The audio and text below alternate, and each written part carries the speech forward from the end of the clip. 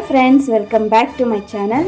So ಇವತ್ತು December 12 ನಮ್ಮ super star Rajinikanth ಅವರ ಹುಟ್ಟುಹಬ್ಬ. ಅವರಿಗೀಗ 74 ವರ್ಷ ಕಂಪ್ಲೀಟ್ ಆಯಿತು. ಒಂದು ಮೋಟಿವೇಶನ್, ಸೂಪರ್ ಸ್ಟಾರ್ ಅನ್ನೋಕ್ಕಿಂತ ಒಂದು ಇನ್ಸ್ಪಿರೇಷನ್ ಅಂತಲೇ ಹೇಳ್ಬೋದು.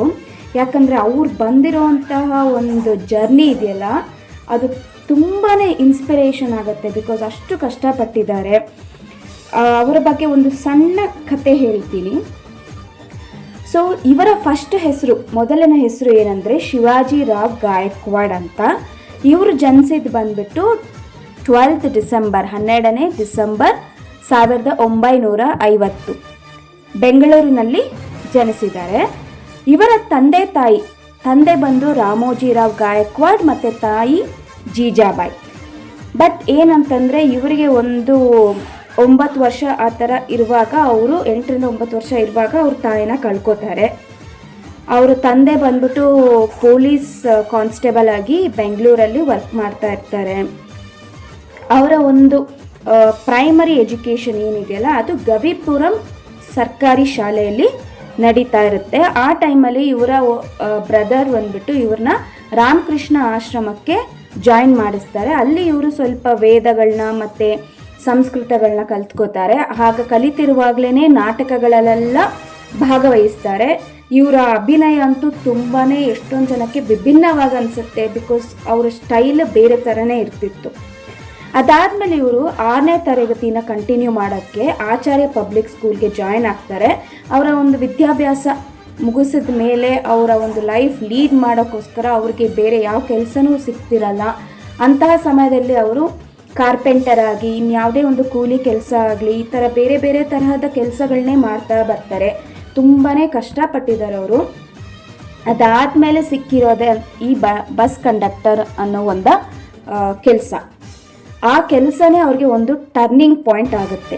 ಯಾಕಂತಂದರೆ ಇವರು ಆ ಕೆಲಸನ ತುಂಬ ಎಂಜಾಯ್ ಮಾಡಿಕೊಂಡು ಮತ್ತು ಎಲ್ಲ ಪ್ಯಾಸೆಂಜರ್ಸ್ ಜೊತೆಗೇ ತುಂಬ ಎಂಟರ್ಟೈನ್ ಮಾಡಿಕೊಂಡು ಟಿಕೆಟ್ಸ್ ಫಾಸ್ಟಾಗಿ ಕೊಡೋದು, ಈ ಥರ ಒಂದು ಸ್ಟೈಲ್ಗೋಸ್ಕರನೇ ಎಲ್ರಿಗೂ ಒಂಥರ ಖುಷಿ ಆಗ್ತಿತ್ತು.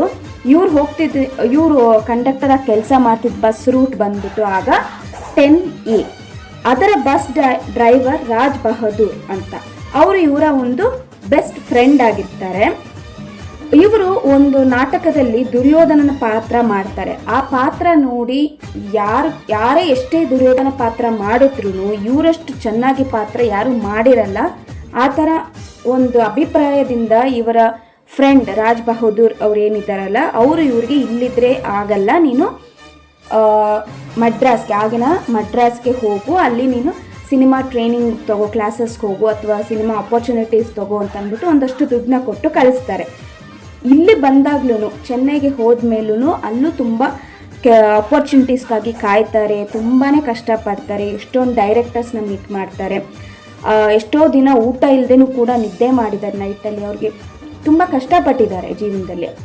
ಆಗ ಅವರು ಸಿಕ್ಕಿದ್ದೇ ಡೈರೆಕ್ಟರ್ ಕೆ ಬಾಲಚಂದರ್ ಸರ್ ಅವರು ಅಪೂರ್ವ ರಾಗಂಗಳ್ ಆ ಮೂವಿ ಶೂಟ್ ಟೈಮ್ ಬ್ಯುಸಿ ಇರ್ತಾರೆ. ಆ ಟೈಮಲ್ಲೇ ಅವರಿಗೆ ಈ ಒಂದು ಅಪರ್ಚುನಿಟಿನ ಕೊಡ್ತಾರೆ. ರಜನಿಕಾಂತ್ಗೂ ಅಪೂರ್ವ ರಾಗಂಗಳ್ ಆ ಫಿಲಮಲ್ಲಿ ಆ್ಯಕ್ಟ್ ಮಾಡೋಕ್ಕೆ ಒಂದು ಅಪರ್ಚುನಿಟಿ ಸಿಗುತ್ತೆ. 1975ಗೆ ಫಿಲಮ್ ಬರುತ್ತೆ. ಇದಾದಮೇಲೆ ಇದೇ ಥರ ಇವರು ಶಿವಾಜಿ ಅನ್ನೋ ಹೆಸರು ಸಿನಿಮಾದಲ್ಲಿ ಆಲ್ರೆಡಿ ಇದೆ. ಶಿವಾಜಿ ಸರ್ ಅವ್ರ ಹೆಸರು ಆಲ್ರೆಡಿ ಇರೋದ್ರಿಂದ ಇವರಿಗೆ ಬೇರೆ ಹೆಸರು ಇಡೋಣ ಅಂತಂದ್ಬಿಟ್ಟು ಕೆ ಬಾಲಚಂದರ್ ಅವರು ಇವರಿಗೆ ರಜನಿಕಾಂತ್ ಅಂತ ನಾಮಕರಣ ಮಾಡ್ತಾರೆ.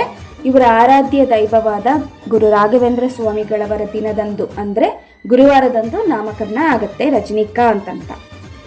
ಹಾಗೆಯೇ ಈ ಥರ ಎಷ್ಟೊಂದು ಈ ಫಿಲಮ್ ಆದಮೇಲೆ ಅವ್ರ ಸ್ಟೈಲು ಈ ಥರದ್ರಿಂದ ನೋಡಿ ಎಷ್ಟೊಂದು ಅಪರ್ಚುನಿಟೀಸ್ ಬರುತ್ತೆ. ಒಂದು ಸ್ಪೆಷಾಲಿಟಿ ಏನಂದರೆ, ಇವ್ರದ್ದು ಫಸ್ಟ್ ಫಿಲಮ್ ಬಂದ್ಬಿಟ್ಟು ಅಪೂರ್ವ ರಾಗಂಗಳ್ ತಮಿಳಲ್ಲಿ ಮಾಡ್ತಾರೆ. ಅದಾದಮೇಲೆ ಸೆಕೆಂಡ್ ಫಿಲಮ್ನ ಬಂದ್ಬಿಟ್ಟು ಕಥಾ ಸಂಗಮ ಅಂತ ಕನ್ನಡದಲ್ಲಿ ಮಾಡ್ತಾರೆ. ಥರ್ಡ್ ಮೂವಿ ಬಂದ್ಬಿಟ್ಟು ತೆಲುಗು ಫಿಲಮ್ ಮಾಡ್ತಾರೆ, ಅಂತುಲೇನ ಕಥಾ ಅಂತ ಅಂದ್ಬಿಟ್ಟು. So first, second and third ಈ ಥರ ಕಂಟಿನ್ಯೂಸ್ ಆಗಿ ಅವರು ಬೇರೆ ಬೇರೆ ಲ್ಯಾಂಗ್ವೇಜ್ ಮಾಡೋದು, ಬೇರೆ ಬೇರೆ ಲ್ಯಾಂಗ್ವೇಜಸಲ್ಲಿ ಮೂವಿ ಮಾಡಿ, ಅದು ಒಂದು ಸ್ಪೆಷಾಲಿಟಿ ಆಗುತ್ತೆ.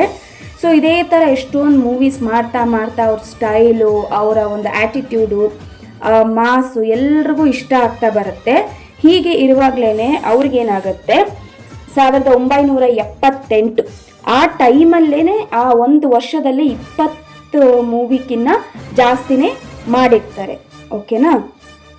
ಸೊ ಇದೇ ಇಸ್ವಿಯಲ್ಲಿ ರಿಲೀಸ್ ಆದಂತಹ ಭೈರವಿ ಆ ಮೂವಿ ಬಂದು ತುಂಬಾ ದೊಡ್ಡ ಹಿಟ್ ಆಗುತ್ತೆ. ಆ ಹಿಟ್ ಆದಮೇಲೆ ಆ ಮೂವಿಯಿಂದನೇ ಇವರಿಗೆ ಸೂಪರ್ ಸ್ಟಾರ್ ಅನ್ನೋ ಒಂದು ಬಿರುದು ಕೂಡ ಕಂಟಿನ್ಯೂ ಆಗುತ್ತೆ. ಅದಾದಮೇಲೆ ಇವರಿಗೆ ಸಾಲಾಗಿ ಪ್ರಶಸ್ತಿಗಳು ಬರುತ್ತೆ, ಸಾಲಾಗಿ ಹಿಟ್ ಮೂವಿನೂ ಬರುತ್ತೆ, ಹಾಗೆ ಸಾಲಾಗಿ ಫ್ಲಾಪ್ ಮೂವಿನೂ ಬರುತ್ತೆ. ಬಿಕಾಸ್ ಎಲ್ಲರ ಒಂದು ಕರಿಯರಲ್ಲಿ ಇರುವಂತಹದ್ದು ಮೇಲು ಕೀಳು ಅಲ್ವಾ, ಮೇಲೆ ಕೆಳಗೆ ಹೋಗುವಂಥದ್ದು ಎಲ್ಲರಿಗೂ ಒಂದು ಕಾಮನ್. ಅದೇ ಥರ ಇವ್ರಿಗೂ ನಡೆದಿದೆ. ಆದರೆ ಇವರ ಒಂದು ಲೈಫ್ ಹಿಸ್ಟ್ರಿ ನೋಡಿದ್ರೆ ಇವರು ಒಂದು ಹಾರ್ಡ್ ವರ್ಕ್, ಇವರ ಒಂದು ಕಷ್ಟ, ಇವರು ಒಂದು ಬಿಡದೆ ಸಾಧಿಸಬೇಕು ಅನ್ನೋ ಒಂದು ಛಲ, ಇದೆಲ್ಲನೂ ಸೇರಿ ಇವರನ್ನು ಒಂದು ಸಾಧಾರಣ ಒಂದು ಮನುಷ್ಯನಿಂದ ಈಗ ಸೂಪರ್ ಸ್ಟಾರ್ ಆಗಿ ಮಾಡಿದೆ. ಇವರಿಗೆ 1985ರಲ್ಲಿ ನಲ್ಲವನಕ್ಕೆ ನಲ್ಲವನ್ ಅನ್ನೋ ಒಂದು ಮೂವಿಗೆ Filmfare best actor award ಸಿಕ್ಕಿದೆ. ಅದಾದಮೇಲೆ 2000ನಲ್ಲಿ ಅಂದರೆ 2000 ಇಸ್ವಿಲಿ ಪದ್ಮಭೂಷಣ ಅವಾರ್ಡ್ ಸಿಕ್ಕಿದೆ. 2014ರಲ್ಲಿ 45th international film festival of India ಇವ್ರ ಕಡೆಯಿಂದ ವರ್ಷದ ಭಾರತೀಯ ಚಲನಚಿತ್ರ ವ್ಯಕ್ತಿತ್ವಕ್ಕೆ ಶತಮಾನೋತ್ಸವ ಪ್ರಶಸ್ತಿನ ಕೊಟ್ಟಿದೆ. ಆಮೇಲೆ 2016ರಲ್ಲಿ ಪದ್ಮ ವಿಭೂಷಣ ಪ್ರಶಸ್ತಿ ಸಿಕ್ಕಿದೆ. 2021ರಲ್ಲಿ ದಾದಾ ಸಾಹೇಬ್ ಫಾಲ್ಕೆ ಪ್ರಶಸ್ತಿ ಸಿಕ್ಕಿದೆ. ಸೊ ಇವರ ಒಂದು ಲೈಫ್ ಹಿಸ್ಟ್ರಿನ ಕೇಳಿದ್ರೆ ಎಲ್ರಿಗೂ ಒಂದು ಇನ್ಸ್ಪಿರೇಷನ್ ಆ್ಯಂಡ್ ಮೋಟಿವೇಶನ್ ಖಂಡಿತ ಆಗೇ ಆಗುತ್ತೆ. ಬಿಕಾಸ್ ಇವರ ಒಂದು ಛಲ ಎಲ್ಲರಲ್ಲೂ ಇರಬೇಕು, ಎಲ್ಲರಲ್ಲೂ ಗೆಲ್ಲಬೇಕು ಅನ್ನೋ ಒಂದು ಛಲ ಇರಬೇಕು, ಅದಕ್ಕಾದ ಹಾರ್ಡ್ ವರ್ಕ್ ಬೇಕು. ಆಗ್ಲೇ ನಾವು ನಮ್ಮ ಲೈಫಲ್ಲಿ ಸಾಧನೆನ ಖಂಡಿತವಾಗ್ಲೂ ಮಾಡೋಕ್ಕಾಗುತ್ತೆ. ದೇವರ ಆಶೀರ್ವಾದನೂ ಇರಬೇಕು. ನಮಗೆ ಒಂದು ಸಾಧನೆ ಮಾಡಬೇಕು ಅಂದರೆ ಒಂದು ಇನ್ಸ್ಪಿರೇಷನ್ ಆಗಿ ಇವರು ಖಂಡಿತ ಇದ್ದೇ ಇರ್ತಾರೆ. I wish him a very very happy birthday Rajinikanth sir. Thanks for watching my video. Please like, share and subscribe. Bye bye.